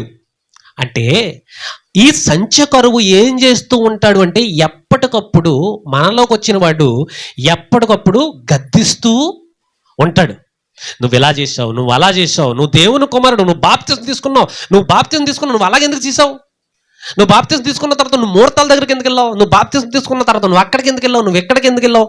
నిజంగా పరిశుద్ధాత్ముడు ఉంటే. కానీ ఈరోజు చాలామంది క్రైస్తవులను పేరు పెట్టుకుని సినిమాల్లో, సీరియళ్ళ గురించి మనం చెప్పాను కదా, వీళ్ళు ఇంకా అలా చూస్తున్నారంటే వీళ్ళలో ఎవరు లేరని అర్థం, ముద్ర లేదని అర్థం. అర్థమైందా? సంచకరువు లేడు వీళ్ళకి. సంచకరువు వీళ్ళ మనసుల్లో, వీళ్ళ హృదయాల్లో లేడు. ఎలా పడితే అలా జీవించడం, ఎలా పడితే అలా నడవడం, ఎలా పడితే ఆదివారం ఒక్క రోజున మాత్రమే దేవుని సన్నిధికి వెళతారు. మిగిలిన వారం అంతా అస్సలు బైబిల్ ముట్టుకోరు. అసలు బైబిల్లో ఏముందో మనకు అనవసరం. కానీ పేరుకు మాత్రం ఈరోజు క్రైస్తవులందరూ ఏం చేస్తారంటే ఆదివారం వచ్చినప్పటికి చక్కగా స్నానాలు చేసి వెళ్తారు. సంతోషం, ఆనందంగా కూర్చుంటారు మందిరంలో, సంతోషం. మంచి మంచి పాటలు పాడతారు, మంచి వాక్యాలు చదువుతారు, గంటల తరబడి వాక్యాలు వింటారు. అబ్బా చాలా సంతోషం, చాలా సూపర్. కానీ ఆదివారం నాడు ప్రార్థన ముగియగానే, ఇంటికి వెళ్ళగానే ఎక్కడ అన్నీ ఎగిరిపోతాయి. మరలా బైబిల్ ఎక్కడికి వెళ్ళిపోతుంది? ఇంటికి రాగానే బైబిల్ ఎక్కడికి వెళ్ళిపోద్ది? మళ్ళీ మంచం కిందకో లేకపోతే ఆ కబోర్డ్లోకో ఎక్కడికో చోటకు పోద్ది. మళ్ళీ ఎప్పుడు బయటకు వస్తుంది అది? మళ్ళీ ఆదివారమే. ఈ లోపల చేతిలో ఏముంటుంది? సాయంకాలం అయినప్పుడు రిమోట్ ఉంటుంది చేతిలో, టీవీలు ఉంటాయి. కొంతమంది మగోళ్ళకైతే ఆ ప్రార్థన అవ్వగానే ఆమెనని రొట్టె ద్రాక్షరసం తీసేసుకుని చక్కగా ఇంటికి వచ్చేసి హ్యాపీగా, అమ్మయ్య ఇవాళ చర్చికి వెళ్ళిపోయాను, దేవునికి ఒక 100 రూపాయలు కానుకేసేసాను, బాగుంది. నెక్స్ట్ ఏంటి వెళ్ళిపోదాం. ఎక్కడికి? 4 అవుతుంది కదా, 5 అవుతుంది కదా, ఎక్కడికి? మందుకి. తాగేద్దాం పీకల దాకా. ఇంకా అక్కడి నుంచి బూతులు, ఎలా మట్టుకు అలా మాట్లాడడం, ఎలా పడితే అలా తినడం. వీళ్ళకి సంచి కరువు లేడన్నమాట. అర్థమవుతుంది మీకు? ఏంటి వీళ్ళ పరిస్థితి? వీళ్ళు క్రైస్తవులే కదా, వీళ్ళు దేవుని చేత కొనబడిన వారే కదా. అవును, కొనబడిన వారే. మరి ముద్ర సంచి కరువు గద్దెస్తాడంటున్నారు కదా. సంచి కరువు ముద్ర పరిశుద్ధాత్ముడు ఒప్పుకొన చేస్తాడంటున్నాడు కదా. ఇంకో మాట చూద్దాం, మళ్ళీ ఇక్కడికి వద్దాం. ఒక మాట, తీతుకు రాసిన పత్రిక ముగించేసుకుందాం. తీతుకు రాసిన పత్రిక 3వ అధ్యాయము 5వ వచనం. మనము నీతిని అనుసరించి చేసిన క్రియల మూలముగా కాక తన కనికరము చొప్పుననే పునర్జన్మ సంబంధమైన స్నానము ద్వారాను, నెక్స్ట్ మాట చూడండి, పరిశుద్ధాత్మ మనకు నూతన స్వభావము కలుగజేయుట ద్వారాను మనలను రక్షించెను. పరిశుద్ధాత్మ మనకు నూతన స్వభావం అంటే పరిశుద్ధాత్మ అనే సంచి కరువు మనలోనికి రాగానే, మన మీద ముద్ర పడగానే, బాప్తిజం తీసుకునే మనకు ముద్ర పడగానే ఆయన ఏం చేయటం మొదలు పెడతాడు? ముద్ర ఏం చేస్తుంది? సంచి కరువు ఏం చేస్తాడు? నూతన స్వభావాన్ని కలగజేస్తాడు. అంటే ఒక మనిషికి పుట్టినప్పటి నుంచి కొన్నాళ్ళ వరకు ఒక స్వభావం ఉంటుంది. ఏంట స్వభావం? నాకు ఒక 6 సంవత్సరాల కిందటి దాకా, అంటే 43 సంవత్సరాలు ఇప్పటికి, ఒక 35 సంవత్సరాలు, ఒక 36 సంవత్సరాల దాకా ఒక స్వభావం ఉండదు. ఏంట స్వభావం? లోకంలో తిరగడం, తాగడం, తందనలాడడం, గొంతులు వేయడం, ఎలా పడితే అలా తిరగడం, ఇచ్చలివిడి, పనికిమాలిన పనులు, దరిద్రం, ఇవంతా ఒక స్వభావం. ఈ స్వభావాన్ని పరిశుద్ధాత్ముడు బాప్తిస్మం ద్వారా ముద్ర సంచి కరువు అలా మనలోకి రాగానే, ఈ సంచి కరువు గద్దింపుకి మనలో ఉన్న పరిశుద్ధాత్ముడు ఏం చేస్తాడు? వచ్చినోడు కుదురుగా ఉంటాడా? మనకి మందు తాగాలనే ఆలోచన వచ్చిందంటే ఎక్కడి నుంచి వచ్చిందో ఆలోచన? హృదయంలో నుంచి, మనసులోంచి వచ్చింది. అంటే మనసులోకి ఎవరు వచ్చారు? ఒక దుష్టుడు వచ్చాడు. దుష్టుడు వచ్చినోడు కుదురుగా ఉండలేదు, నడరా అన్నాడు. అలాగే పరిశుద్ధాత్ముడు మనలోనికి వస్తే, సంచి కరువు మనలోకి వస్తే, ఆయన మాత్రం కుదురుగా ఉంటాడా? ఆయన ఏం చేస్తాడు? ఒక దుష్టుడు వస్తే దరిద్రమైన పనులకు తీసుకెళ్తాడు. పరిశుద్ధాత్ముడు వస్తే నూతన స్వభావం వైపు తీసుకెళ్తాడు. ఎటు తీసుకెళ్తాడు? నూతన స్వభావము ఏర్పడాలి. నూతన స్వభావం అంటే ఏంటి? క్రొత్త స్వభావం. పాతదొద్దు. పాత స్వభావం పనికి మాలిన స్వభావం, పాత స్వభావం చెడిపోయిన స్వభావం, పాతది దరిద్రమైనది, అదొద్దు. మరి తీసేయాలంటే ఎలాగా? ముద్ర వేసాను కదా, నా ముద్ర, పరిశుద్ధాత్మ అనే ముద్ర, పరిశుద్ధాత్మ నీలో నువ్వు పంపించాను కదా, ఈయన చూసుకుంటాడు. నిన్ను నూతన స్వభావంలోకి ఎలా రప్పించాలో ఆయన చూసుకుంటాడు. అయితే ఇప్పుడు క్రైస్తవులందరూ బాప్తిసాలు తీసుకుంటున్నారు కదా, క్రైస్తవులందరూ కొనబడిన వారే కదా, క్రీస్తు రక్తం ద్వారా, ఆయన ప్రాణం ద్వారా కొనబడిన వారే. అంటే వీళ్ళందరి మీద ముద్ర ఉందా? వీళ్ళందరి మీద ముద్ర ఉంటే, వీళ్ళందరిలో పరిశుద్ధాత్ముడు ఉంటే, ఈ పరిశుద్ధాత్ముడు మరి అందరిని ఏం చేయాలి? నూతన స్వభావంలోనికి తీసుకురావాలి. అంటే క్రొత్త స్వభావం, క్రొత్త మనస్సు, క్రొత్త హృదయంలోనికి వచ్చేయాలి. మరి వస్తుందా? ఈరోజు వస్తుందా? క్రొత్త స్వభావం ఉందా? మీకు ఒక మాట చెప్తాను. క్రొత్త స్వభావం అంటే ఎలా ఉంటుంది సార్ అనంటే, బైబిల్ ఏం చెప్తుంది తెలుసా? క్రొత్త స్వభావం. పరిశుద్ధాత్ముడు నీ హృదయంలోనికి బాప్తిసం తీసుకోగానే ఒక క్రైస్తవులనికి పరిశుద్ధాత్మ అనే ముద్ర పడితే, ఆయన సంతకం పడితే, సంచకరమనే భయాన దేవుడు నీకేస్తే, అప్పటి నుంచి నీకు క్రొత్త స్వభావం ఎలా మారిపోతుంది అనంటే, అప్పటి వరకు నువ్వు ఎలాంటి పనికి మాలిన పనులు చేసావో అన్నీ కూడా ఒక్కసారిగా విడిచిపెడతావు. నెక్స్ట్, అది క్రొత్తదే కదా. పాతదాన్ని విడిచిపెట్టేసావంటే అర్థం ఏంటి? అది కొత్తది కదా, కొత్త మనసు వచ్చిందని కదా. అవును. నెక్స్ట్ ఇంకోటి చెప్పనా? నువ్వు అప్పటి వరకు సినిమాలు సీరియళ్ళకి వెళ్ళే నువ్వు బైబిల్ పట్టుకుని సంఘాలకు వెళ్ళడం ప్రారంభిస్తావు, కొత్తది. నెక్స్ట్ 3, ప్రతిరోజు రిమోట్ పట్టుకుని సినిమాలు చూసే నువ్వు బైబిల్ పట్టుకుని ఒక గదిలో కూర్చుని వాక్యం ధ్యానిస్తూ ఉంటావు, కొత్తదే. సినీ నోట్లోంచి సినిమా పాటలు, జోకులు, పిచ్చి పిచ్చి మాటలు వచ్చే నీ నోటంట అవన్నీ రావడం మనిషి దేవుని మాటలు, దేవుని పాటలు పాడటం ప్రారంభిస్తావు. కొత్తది. అప్పుడు నిన్ను చూసి ఏంటి ఇంతకుముందు అలా ఉండేవాడు కదా, డ్యాన్సులు, పిచ్చి పిచ్చి పాటలు అలా ఉండేవాడు, క్రొత్తదనం కనబడుతుంది ఏంటి, ఇంట్లో క్రొత్తగా మారాడేంటి, క్రొత్తగా కనబడుతున్నాడేంటి, ఈ క్రొత్త స్వభావం ఎక్కడి నుంచి వచ్చింది వీడికి అని అంటే బైబిల్ చెబుతుంది పరిశుద్ధాత్ముడు కలగజేశాడు. ఎవరు కలగజేశారు? పరిశుద్ధాత్ముడు ఎలా కలగజేశాడు? ఇతను ఎప్పుడైతే క్రీస్తు రక్తములో కడగబడ్డాడో, క్రీస్తు దాసుడిగా కొనబడ్డాడో, ఆ సమయాన్ని క్రీస్తు ఒక ముద్ర వేసేసాడు నా మనిషిని. ఆ ముద్రే పరిశుద్ధాత్ముడు. ఆ పరిశుద్ధాత్ముడే ఇతన్ని క్రీస్తు వచ్చేదాకా అతనికి నచ్చినట్టుగా జీవింపజేస్తుంది. అర్థమవుతుంది మీకు? ఆ క్రీస్తు వచ్చేదాకా ఇతని బాధ్యత ఎవరు తీసుకోవాలి? ఇప్పుడు సంచి కరువుది. ఈ మనిషి, ఈ కొనబడిన దాసుడి యొక్క బాధ్యత, ఇతను ఎలా ఉండాలి, ఎలా ప్రవర్తించాలి, ఏ స్థితిలో ఉండాలి, ఎక్కడ ఉండాలి, ఏం తినాలి, ఎక్కడికి వెళ్ళాలి, ఎలా మాట్లాడాలి, ఇదంతా ఎవరి బాధ్యత? ఇప్పుడు సంచకరువు యొక్క బాధ్యత. ఈ సంచకరువే తనలో ఉండి మార్చుకుంటూ రావాలి. ఒక్కొక్కటికి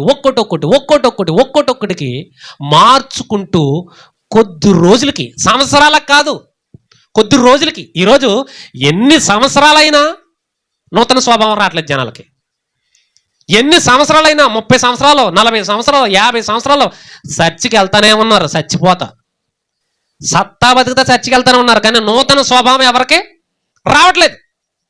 నూతన స్వభావం లేదు మనుషుల్లో, క్రైస్తవుల్లో. పొద్దున్నుంచి చక్కగా దేవదూతల్లాగా వెళ్తారు సంఘాలకి, దేవదూతల్లా వస్తారు ఇంటికి. ఇంటికి రాగానే ఏమైపోతారు? దెయ్యాలైపోతారు. ఇంటికి రాగానే మళ్ళీ తిట్టుకోవడం, కొట్టుకోవడం, అరుచుకోవడం, కరుచుకోవడం, మందు తాగి వాళ్ళు మందుకెళ్ళిపోవడం. తాగుడు మామూలే, రొట్టె ద్రాక్షారసం మామూలే. అరే నాయన, మందు తాగే నువ్వు రొట్టె ద్రాక్షారసం తీసుకోమని ఎవ్వడు చెప్పాడురా నీకు? ఆ ఇచ్చివాడు ఎలాగెత్తున్నాడు? బుద్ధి జ్ఞానం లేదా? నువ్వు మందు తాగుతావా? నువ్వు నేను తాగుతాను. మానవా? అయితే రొట్టె ద్రాక్షారసం తీసుకోక నువ్వు. నీ బతికేంటి? నువ్వు తప్పుడు పనులు మానవా? మానవు. అయితే రొట్టె ద్రాక్షారసం తీసుకోక నువ్వు. ఎందుకు మీరు సంఘానికి వచ్చే ఉపకారం ఏంటి? నా చిన్నప్పటి నుంచి వస్తూనే ఉన్నారు సత్యంగాలకి. నూతన స్వభావం ఏంది? ఎక్కడుంది? వాక్యము ఎప్పుడైనా లోతుల్లోకి వెళ్ళి చదివిన పరిస్థితులు ఎక్కడైనా ఉన్నాయా? లోతైన సంగతులు ఏమన్నా తెలుసా? బాప్తిస్మం అంటే ఏంటో తెలుసా? అది పాతే. మరీ చిన్న పిల్లోడికి సండే స్కూల్ పాఠం బాప్తిస్మం అంటే. కానీ ఇప్పటికీ కూడా క్రైస్తవులకు బాప్తిస్మం గురించి తెలీదు. సండే స్కూల్ పాఠం బాప్తిస్మం అంటే. విశ్వాసం అంటే సండే స్కూల్ పాఠం. కానీ ఆ సండే స్కూల్ పాఠమైన ఈరోజు పెద్దోళ్ళకు కూడా 30 సంవత్సరాలు, 40 సంవత్సరాలు సీనియర్లకు కూడా విశ్వాసం అంటే ఏంటో ఇప్పటికీ తెలీదు. బాప్తిస్మం అంటే ఇప్పటికీ తెలీదు. ఉపవాసం అంటే ఇప్పటికీ తెలీదు. ఎందుకు తెలీదు? మనం చెప్పేవాళ్ళు అలా చెప్తారులే. చెప్పేవాళ్ళకి ఏం కావాలి? డబ్బులు కావాలి. వాడు ఇంటే ఏంటి, వినకపోతే ఏంటి, వాడికి నూతన స్వభావం వస్తే ఏంటి, రాకపోతే ఏంటి, మనకు అనవసరం. మన సంచి నిండిందా లేదా అంతే. పరిశుద్ధాత్మక గద్దింపు అంటే, సంచి కరువు గద్దింపు ఎలా ఉంటుంది? ఇలా ఉంటుంది. సంచి కరువు గద్దింపు ఎలా ఉంటుంది? నేను గద్దిస్తున్నానంటే ఇది ఎవరు గద్దింపు? సంచి కరువు గద్దింపు. ఇది సంచి కరువు గద్దింపు. పెంతెకొస్తు దినమందు పేతురు గారిలో ఎవరున్నారు? సంచి కరువేనా? పరిశుద్ధాత్ముడేనా? ప్రసంగం చేస్తే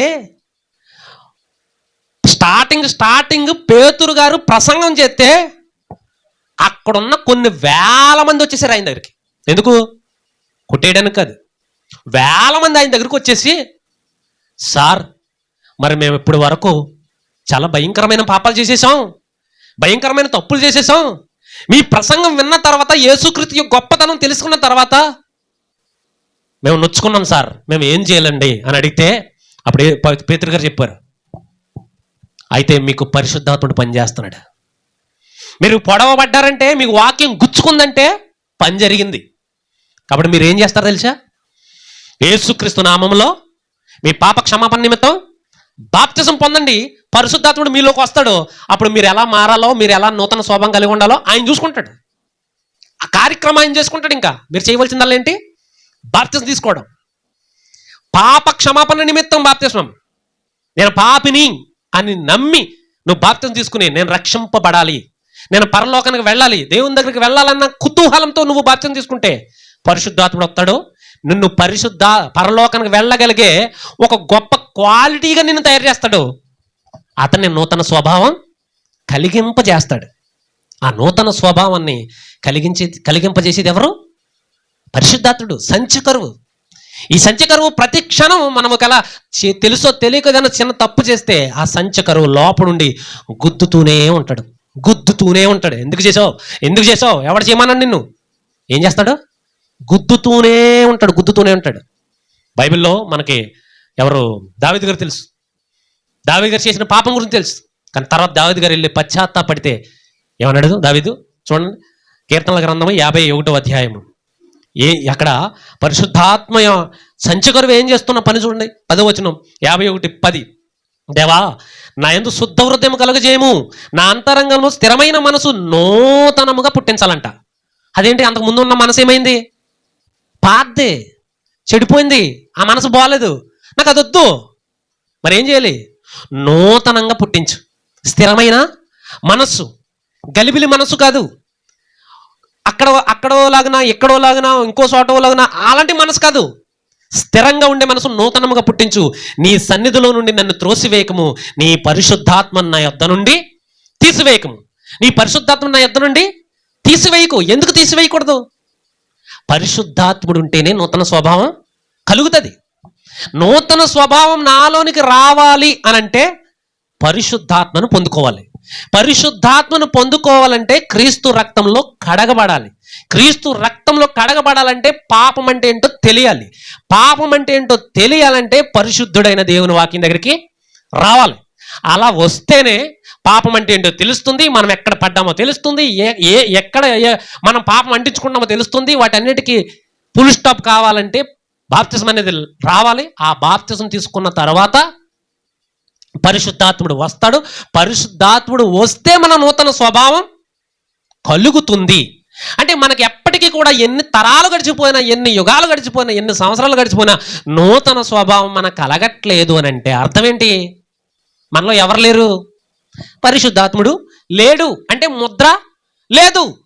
ఎందుకు లేదు ముద్ర అని అంటే నువ్వు తీసుకున్న బాప్తిస్మము సరైన బాప్తిస్మము కాదు. నువ్వు పాప క్షమాపణ నిమిత్తం బాప్తిస్మం తీసుకోలేదు. నేను పరలోకం వెళ్ళాలన్న పట్టుదల కలిగి నువ్వు బాప్తిస్మము తీసుకోలేదు. నేను అవ్వలు చేసిన పాపం వలన నేను కూడా పాపినైపోయాను కదా, కాబట్టి ఈ పాపం నుంచి నన్ను విడిపించి నన్ను మరలా పరలోకానికి తీసుకెళ్ళగల సమర్థుడు యేసు ప్రభువే అని నువ్వు గుర్తించి నువ్వు బాప్తిస్మం తీసుకోలేదు. మరి ఎందుకు తీసుకున్నావు బాప్తిస్మం? పెళ్లి కోసం బాప్తిస్మం. ఒంట్లో జబ్బు తగ్గిపోతే బాప్తిస్మం తీసుకుంటాను అన్నానండి, అందుకోసం బాప్తిస్మం. జబ్బు తగ్గిపోద్ది, జబ్బు ఇవ్వాలి కాకపోతే రేపైనా తగ్గిపోద్ది. కానీ పాపం తగ్గిపోద్దా? పాపం పోతుందా? పాపం పోదు. పాపం ఎప్పటికీ పోదు. పోవాలి అని అంటే పరిశుద్ధుడైన యేసే పోగొట్టాలి. అది పరిశుద్ధుడైన యేసు క్రీస్తు ప్రభువే దాన్ని తీయాలి తప్ప ఇంకెవరు దాన్ని తీయలేరు. భూమి మీద మనం ఎన్ని పుణ్యకార్యాలు చేసినా, ఎన్ని గొప్ప కార్యాలు చేసినా, ఎంతమందికి అన్నదాన ధర్మాలు చేసినా, ఎలాంటి గొప్ప గొప్ప క్రియలు చేసినా మన పాపం పోదు. ఇప్పుడు నేను భయంకరంగా ఒక మనిషిని నరికి చంపేశాను, పొడిచి చంపేశాను. నా మీద మర్డర్ కేసు ఉంది. 10 మందికి భోజనం పెడితే నా మర్డర్ కేసు పోతుందా? లేకపోతే మన గ్రామం అందరికీ భోజనాలు పెట్టేస్తే నా మర్డర్ కేసు పోతుందా? పోదు. లేకపోతే ఎవరికైనా కొన్ని లక్షల రూపాయలు దానం చేస్తే నా మర్డర్ కేసు పోద్దా? పోదు. నా మర్డర్ కేసు పోవాలంటే ఏం చేయాలి తెలుసా? ఎవరైతే జడ్జి గారు ఉన్నారో, ఎవరైతే గొప్పవాళ్ళు, ఎవరైతే ఈ కేసును పోగొట్టగలరో వాళ్ళ మీద కాళ్ళ మీద పడాలి. అంతేనా? వాళ్ళ మీద పడాలి. ఈ కేసును పోగొట్టగల సమర్థులైన వారెవరో వాళ్ళ కాళ్ళ మీద పడిన ఆయన, అయ్యా తెలుసో తెలియకో తప్పు చేసేసాను, దయచేసి నేను బ్రతకాలనుకున్నాను, నా పాపాన్ని తీసేయండి, నా కేసు కొట్టేయండి ప్రభు అని అడిగితే వాళ్ళు కొట్టేస్తారు. అలాగే పనికిమాలిన మనము, పరలోకం నుంచి వచ్చిన మనము, దేవుని దగ్గరికి వచ్చిన మనము పాపములు చేసి నరకానికి వెళ్ళిపోతున్నాం. అలానికి అలా వెళ్ళిపోకుండా మన పాపంలో తీసేసి మళ్ళీ పరిశుద్ధులయ్యి పరలోకం వెళ్ళగలిగే సమర్థత ఎవరి దగ్గర ఉంది? ఎవరు మనల్ని పరలోకం తీసుకెళ్ళగలుగుతారు? ఎవరు మనల్ని పరలోకం చేర్చేది? నాలో ఉన్న పాపం తీసి నన్ను పవిత్రులుగా పరిశుద్ధపరిచేది ఎవరు అని తడిమి తడిమి తడిమి చూస్తే ఈ ప్రపంచంలో ఉన్న దేవుళ్ళు అనేవాళ్ళు ఒక్కరిలో కూడా ఈ క్వాలిటీ లేదు. మరి ఎవరిలో ఉంది క్వాలిటీ? ప్రపంచంలో ఎన్నో లక్షల కోట్ల దేవుళ్ళు ఉన్నారు, కానీ ఈ దేవుళ్ళల్లో పరిశుద్ధులుగా చేసి పరలోకానికి స్వర్గానికి తీసుకెళ్ళగలిగే సమర్థత ఏ దేవుళ్ళలోనూ లేదు. మరి ఏ దేవుళ్ళో ఉంది అనంటే ఒక ప్రభు అయిన యేసుక్రీస్తు వారిలో మాత్రమే ఉంది.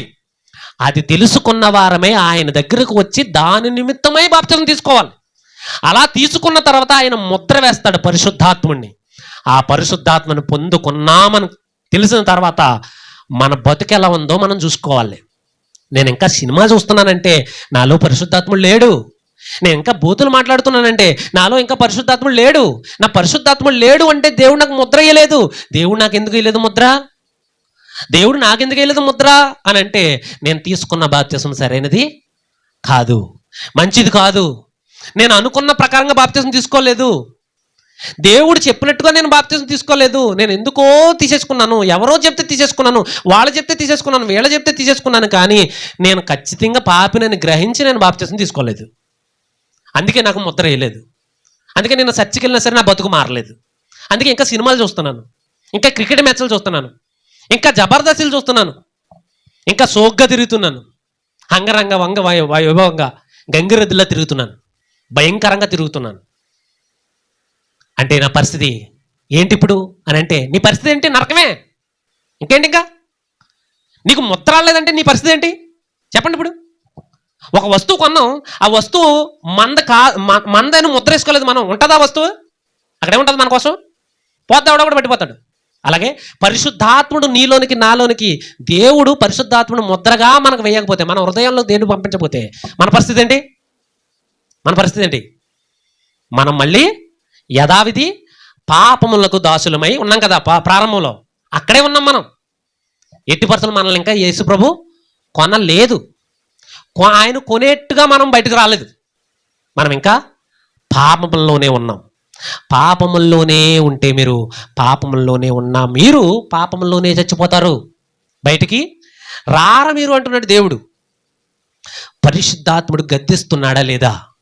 ఒక పరిశుద్ధాత్ముడి గద్దింపు నాకుంటే, నాకు పరిశుద్ధాత్ముడు ముద్ర ఉందని నాకు గుర్తు. పరిశుద్ధాత్ముడు నన్ను గద్దిస్తున్నాడా లేదా, నేను ఏం చేసినా సరే నన్ను గద్దిస్తున్నాడా లేదా అన్నది మనకు తెలియాలి. అర్థం? నేను చేస్తున్న పనిలో నన్ను పరిశుద్ధాత్ముడు గద్దిస్తున్నాడా, గద్దించట్లేదా? గద్దించట్లేదు అంటే పరిశుద్ధాత్ముడు లేదని లెక్క. బైబిల్లో ఈ పరిశుద్ధాత్ముడి గురించి ఎన్నో సంగతులు రాయించాడు దేవుడు.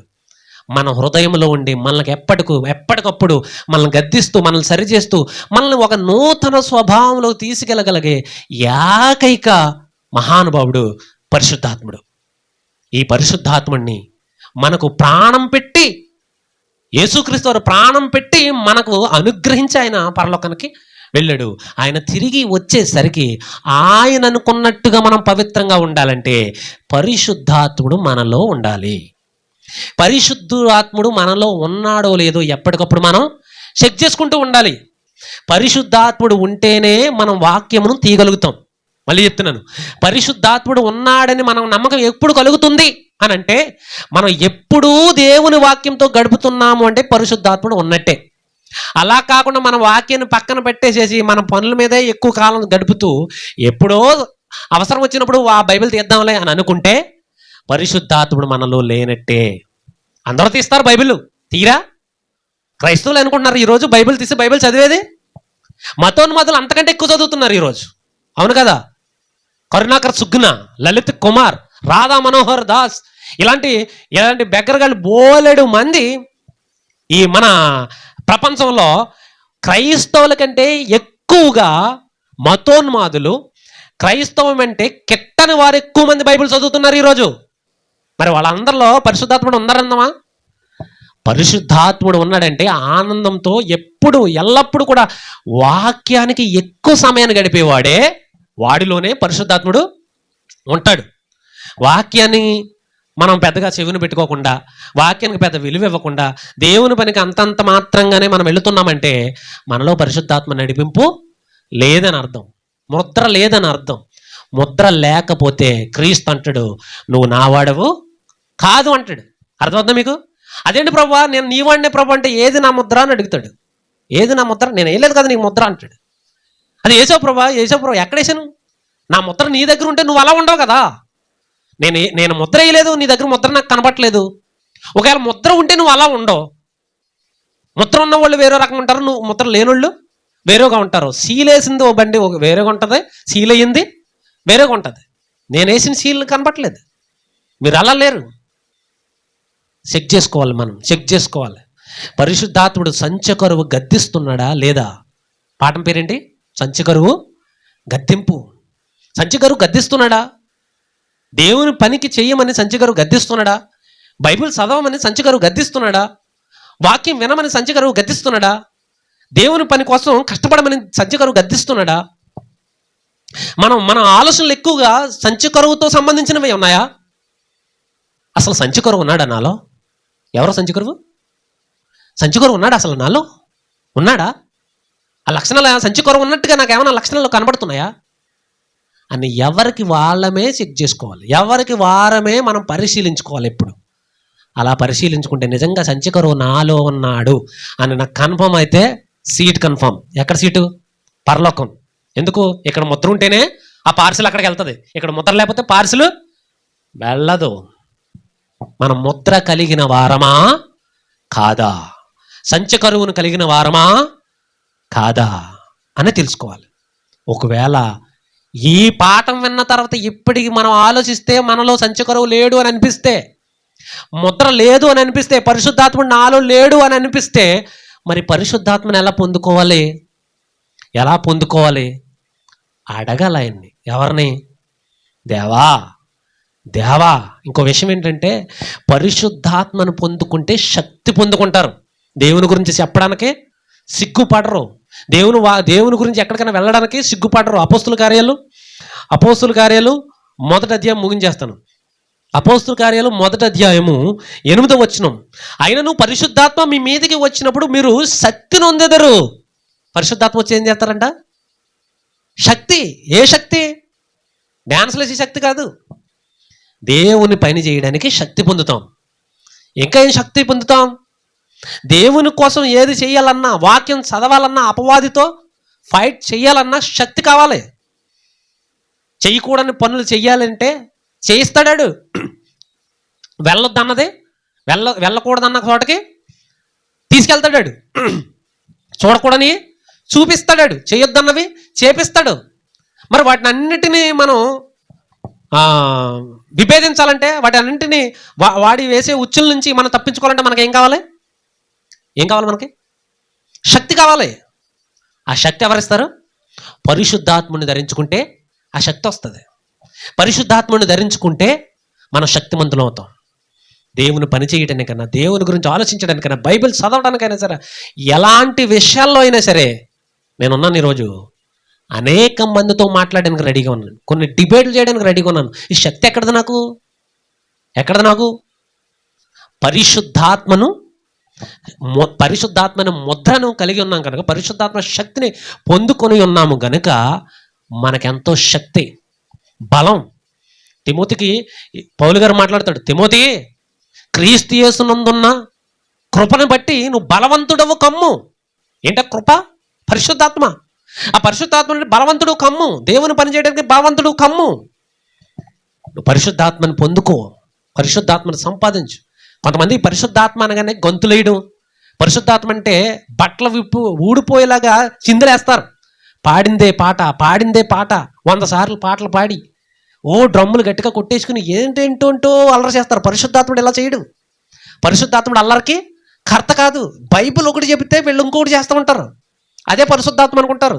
వీళ్ళకి తెలియని విషయం ఏంటంటే, దురాత్మ కూడా సంఘంలోకి వస్తుంది అన్న సంగతి బైబిల్ చదివితేనే తెలుస్తుంది. ఒక దురాత్మ కూడా సంఘంలో విచ్చలవిడిగా తిరుగుతుంది అంటే తిరుగుతుంది. మనుషులను ఎలా పడితే అలాగా మబ్బి పెడుతుంది అంటే పెడుతుంది. ఖచ్చితంగా చెప్పింది బైబిల్లో. భక్తులు చెప్పారు, దేవుడు చెప్పాడు, బైబిల్ అంతట్లో చెప్తుంది.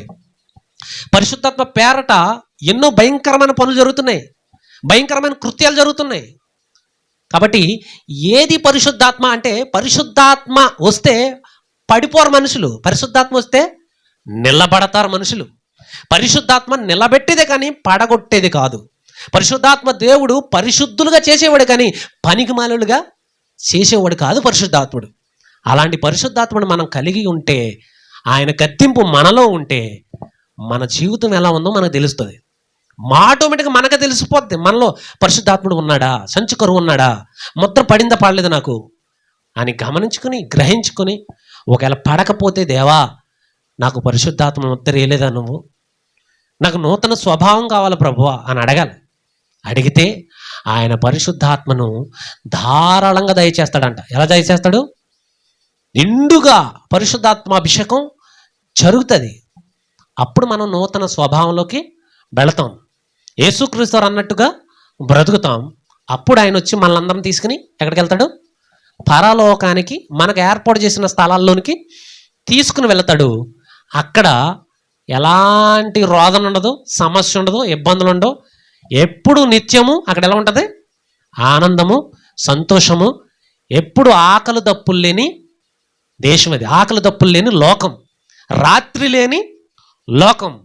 ఎప్పుడు వెలుగుతో, సంతోషంతో, కలకల్లాడుతూ తండ్రి ఎదుట ఆనందంగా ఉండే లోకం. ఆ లోకానికి వెళ్ళాలంటే పరిశుద్ధాత్మను ధరించుకుని నూతన స్వభావాన్ని సంపాదించుకోవాలి మనం. అలా లేకపోతే రాసేసుకోవాలి, నా బతుకు నరకమే, నేను నరకానికే వెళ్ళిపోతాను, నాకు నరక శిక్ష గతి. ఇంకా నువ్వు మందిరానికి వెళ్ళి సుఖం ఏంటి? మందిరానికి వెళ్ళవలసిన అవసరం ఏంటి? నీ బతుకు నరకమైతే, నరకం అన్నప్పుడు ఇంకా మందిరానికి వెళ్ళడం అనవసరం, ఇంట్లో టీవీ పెట్టుకుని చూడు అంతే. కాబట్టి దేవుని ప్రియమైన పిల్లరా, పరిశుద్ధాత్ముడు మనలో ఉన్నాడో లేదో మనం గమనించుకోవాలి, గ్రహించుకోవాలి, ఒకసారి మనం పరిశీలించుకోవాలి. ఒకవేళ లేకపోతే ఈరోజే ఆయన సంపాదించుకోవాలి. ప్రభువా, నీ పరిశుద్ధాత్మ, నీ ముద్ర లేదు కాబట్టి నేను వాక్యం చదవలేకపోతున్నాను, నీ ముద్ర లేదు కాబట్టి నేను నీ గురించి ఆలోచించలేకపోతున్నాను, నీ ముద్ర లేదు కాబట్టి నీతో ఎక్కువ గడపలేకపోతున్నాను. నీ ముద్ర దయచేసి ఏం చేస్తావు? వెయ్యి ప్రభువా, నీ పరిశుద్ధాత్మ నా హృదయంలోకి పంపించు ప్రభువా, నీ బిడ్డను అవుతాను ప్రభువా, నువ్వు అనుకున్నట్టుగా నూతనంగా బ్రతుకుతాను, నూతన స్వభావం ధరించుకుంటాను, మీరున్న లోకానికి వస్తాను. నాకు అదే ఆశ. దయచేసి నాకు ఈ భాగ్యాన్ని నాకు అనుగ్రహించమని కోరుతున్నాం ప్రభువా అని ఆయనకు ప్రార్థన చేసి ఆయన కాళ్ళ మీద పడి, ఆయన పాదాల మీద పడి మనం ఆయన మొక్కుకోవాలి. అర్థమైందా? వేడుకోవాలి. ఓకేనా? ప్రార్థన.